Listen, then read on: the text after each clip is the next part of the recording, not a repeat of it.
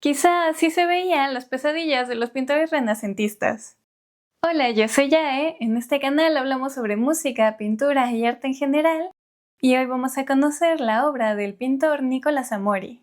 Hace unos días hice un pequeño video mostrando algunas obras de este autor, pues como decía, es uno de mis pintores favoritos y me encanta toda la estética que maneja, así que vamos a analizar varias de sus obras para conocer de dónde vienen algunas de sus fuentes de inspiración y cuál es el pensamiento tras esta creación artística.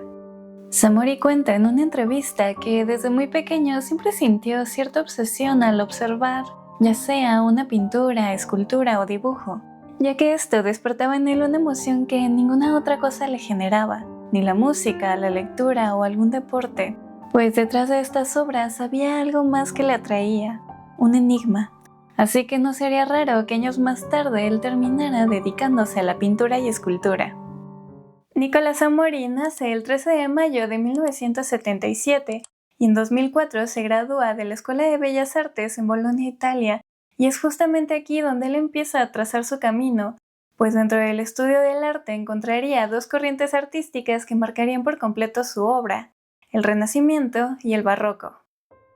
Vemos el gran manejo del claroscuro, cómo guía nuestra mirada a través de estos contrastes y nos lleva a observar aquellos rostros borrados por el tiempo, que más allá de su dolor muestran este gesto contenido, casi espiritual, mientras que la luz pareciera emerger de su propia piel, elemento que más adelante formará un sello característico del autor, mas no por su creación, sino por esta reinterpretación que da a la piel de la pintura.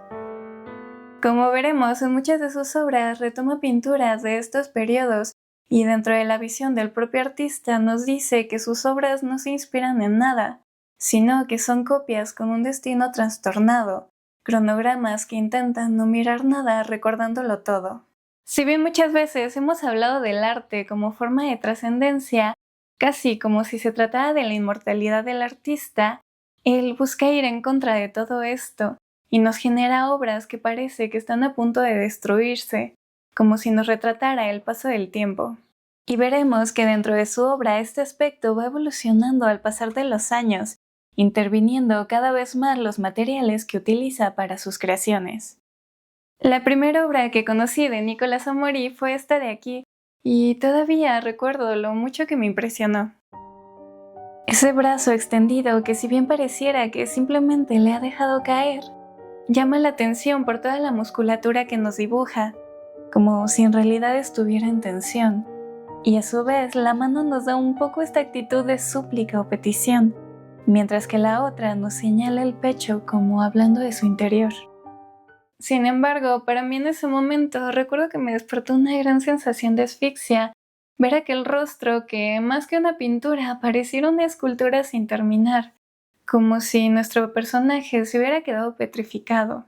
Siento que lo interesante del arte es que no siempre nos genera las mismas emociones, y ni siquiera me estoy refiriendo de una persona a otra, sino a nosotros mismos.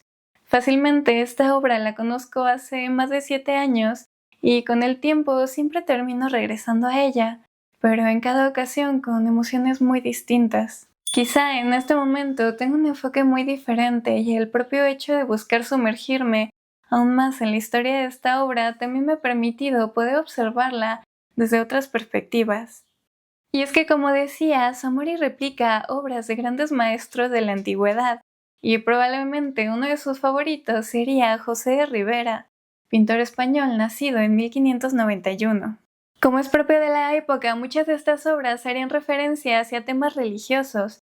Entre ellos nos hablarían de quiénes fueron los mártires dentro del catolicismo, y es justamente aquí donde nos encontramos con esta representación del apóstol San Andrés. Aquí lo vemos en un gesto de entrega, como aceptando su destino, pues nos hemos perdido de un pequeño detalle.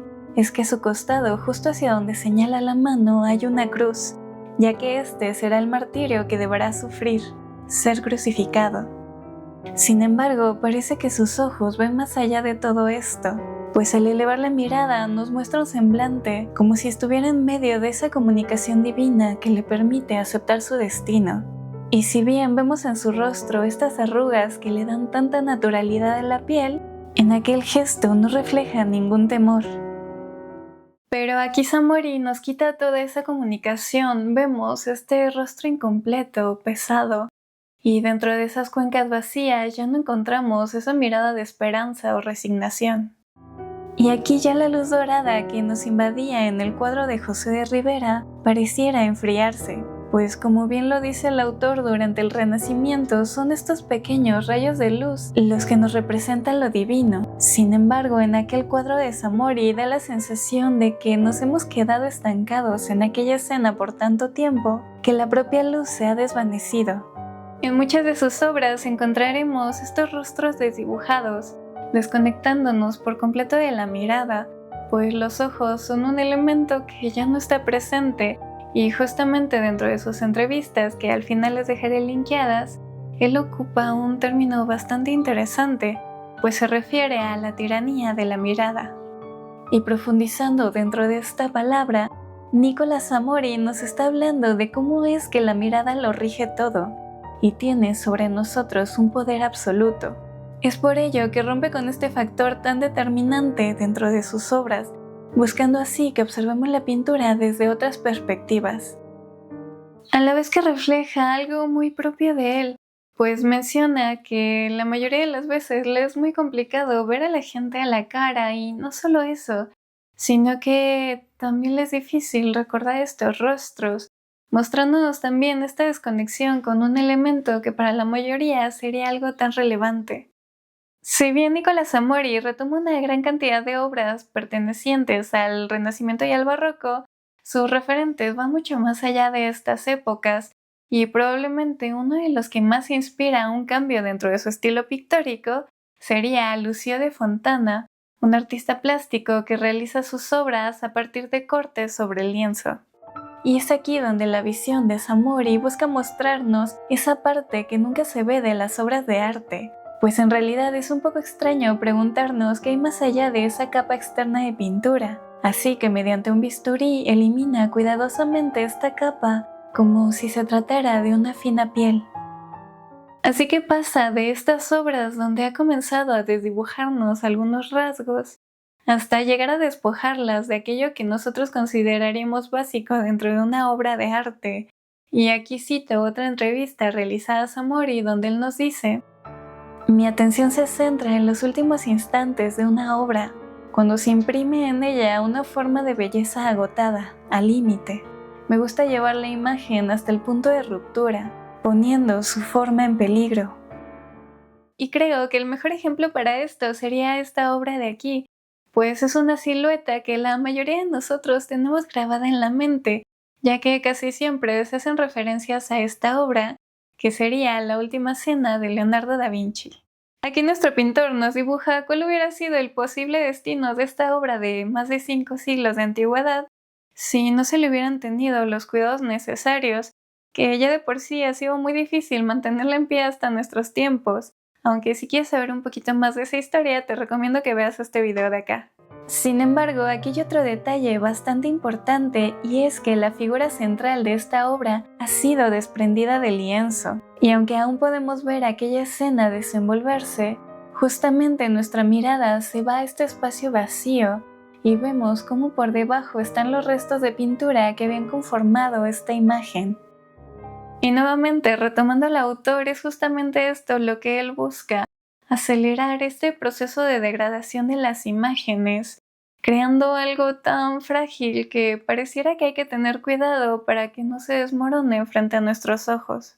Aquí podemos ver una etapa muy marcada de su trabajo. Si bien su arte sigue siendo figurativo, nos sigue mostrando de manera tangible a estos personajes, lleva un paso más adelante la decadencia y el deterioro de estas figuras. Y es por todo esto que en ocasiones a este autor se le llega a ver como un iconoclasta, que de manera muy simple es aquel que muestra un rechazo hacia las imágenes, llegando al punto de la destrucción. Sobre todo este término se ocupa hacia cuestiones religiosas, ya que hace alusión a un hecho histórico que se dio entre los siglos 8 y 9, donde una gran parte de las obras religiosas fueron destruidas. Sin embargo, si quieren, en otro momento podemos hablar de este tema, que es bastante interesante. Pero bueno, en el caso de Nicolás Amori no se hace referencia únicamente a las imágenes religiosas, sino en general. Sin embargo, él tiene una perspectiva bastante diferente. De hecho, se nombra como un amante de la imagen y sabe perfectamente el poder que ésta posee, incluso cuando apenas queda un pequeño rastro de que estuvieron ahí. Y justamente eso me hace recordar muchísimo esta otra pintura, donde apenas se asoma un rostro, el cual pareciera haber estado completamente iluminado, y solo vemos ese ojo que apenas se asoma por encima de todo el caos o destrucción que ha habido en el cuadro, pero que justamente como él lo dice, pese a ser apenas solo una fracción de la figura, sigue manteniendo una gran fuerza. Así que dime, ¿qué te han hecho sentir estas obras del artista Nicolás Amori? Y por cierto, nos vemos la siguiente semana con un video bastante diferente, y es que en esta ocasión toca hablar sobre música. Y ya sabes, si te ha gustado este video, no olvides suscribirte, dejar un comentario y darle me gusta. Y como siempre, nos vemos por mis otras redes sociales donde seguimos hablando sobre música, arte e historia.